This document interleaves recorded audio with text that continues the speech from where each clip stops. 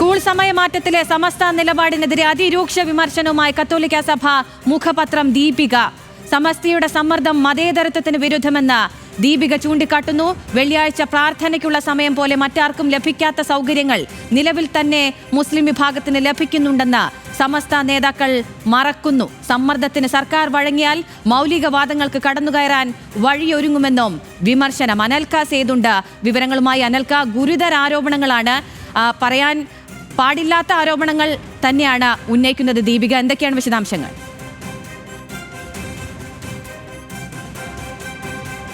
നിർദ്ദേശങ്ങൾ സമർപ്പിക്കാനുള്ള സമസ്തയുടെ നീക്കത്തിനെതിരെയാണ് ദീപിക എഡിറ്റോറിയൽ എഴുതിയിരിക്കുന്നത്. ഇതുമായി ബന്ധപ്പെട്ട് മതപഠനത്തെ പൊതുവിദ്യാഭ്യാസവുമായി കൂട്ടിക്കുഴക്കാത്തവരുടെ ചെലവിൽ മദ്രസ പഠനത്തിന് സമയം കണ്ടെത്താൻ ശ്രമിക്കരുതെന്നൊരു രൂക്ഷ വിമർശനമാണ് ദീപ എഡിറ്റോറിയലുള്ളത്. ഇതുമായി ബന്ധപ്പെട്ട് സമസ്തയ്ക്ക് ഏതെങ്കിലും തരത്തിലുള്ള പരാതി ഉണ്ടെങ്കിൽ കോടതിയെ സമീപിക്കുമെന്ന് പറഞ്ഞു. മുമ്പൊക്കെ തന്നെ സർക്കാരും അതോടൊപ്പം തന്നെ മതസംഘടന പല വിഷയങ്ങൾക്കകത്ത് അഭിപ്രായ വ്യത്യാസങ്ങൾ ഉണ്ടായിരുന്നു. ആ ഘട്ടത്തിലൊക്കെ തന്നെ മതസംഘടനകൾ അല്ലെങ്കിൽ സർക്കാർ ആ ഘട്ടത്തിലൊക്കെ തന്നെ കോടതിയെ സമീപിക്കുകയും ചെയ്തിരുന്നു. അങ്ങനെ സമസ്തയ്ക്ക് ഏതെങ്കിലും തരത്തിലുള്ള പരാതി ഉണ്ടെങ്കിൽ ഇതിൽ കോടതിയെ സമീപിക്കുമെന്നാണ് ദീപിക എഡിറ്റോറിയൽ പറയുന്നത്. അതോടൊപ്പം തന്നെ മദ്രസ പഠന സമയത്തിൽ നിന്ന് 15 മിനിറ്റ് കുറച്ചാൽ പരിഹരിക്കാവുന്നതേ ഉള്ളൂ സമസ്തയുടെ പരാതി. സമാന ആവശ്യങ്ങൾ മറ്റുള്ളവരും ഉന്നയിച്ചാൽ കാര്യങ്ങൾ എവിടെ വരെ എത്തുമെന്നും ദീപിക എഡിറ്റോറിയൽ ചോദിക്കുകയും ചെയ്യുന്നു. അതോടൊപ്പം തന്നെ ഈ മദ്രസ പഠനത്തിന് മതം നിഷ്കർഷിക്കുന്ന സമയം ഉണ്ടാക്കി കൊടുക്കേണ്ടത് സർക്കാരിന്റെ ഉത്തരവാദിത്തം എന്നതിലേക്കാണ് കാര്യങ്ങൾ എത്തിയിരിക്കുന്നത് എന്നൊരു വിമർശനവും ദീപിക എഡിറ്റോറിയലുണ്ട്. അതോടൊപ്പം തന്നെ ഇതുമായി ബന്ധപ്പെട്ട് സമാന ഈ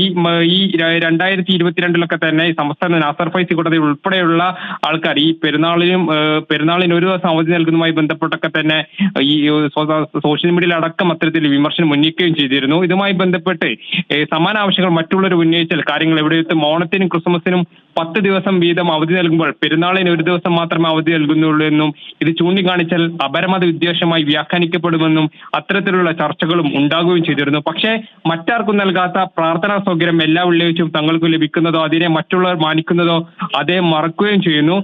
ഇതുമായി ബന്ധപ്പെട്ട് ചില കാര്യങ്ങളും ശ്രദ്ധിക്കേണ്ടതുണ്ട്. CBSE ഉൾപ്പെടെ കേന്ദ്ര സിലബസിൽ പഠിക്കുന്ന മദ്രസ വിദ്യാർത്ഥികൾക്ക് മദ്രസ പഠനത്തിന് സമയമില്ലെങ്കിലും ആർക്കും പരാതി ഉള്ളതായി കേട്ടില്ലെന്നും ഈ ദീപികയുടെ എഡിറ്റോറിയലിൽ ഉണ്ടെന്നും ശ്രദ്ധേയമാണ്.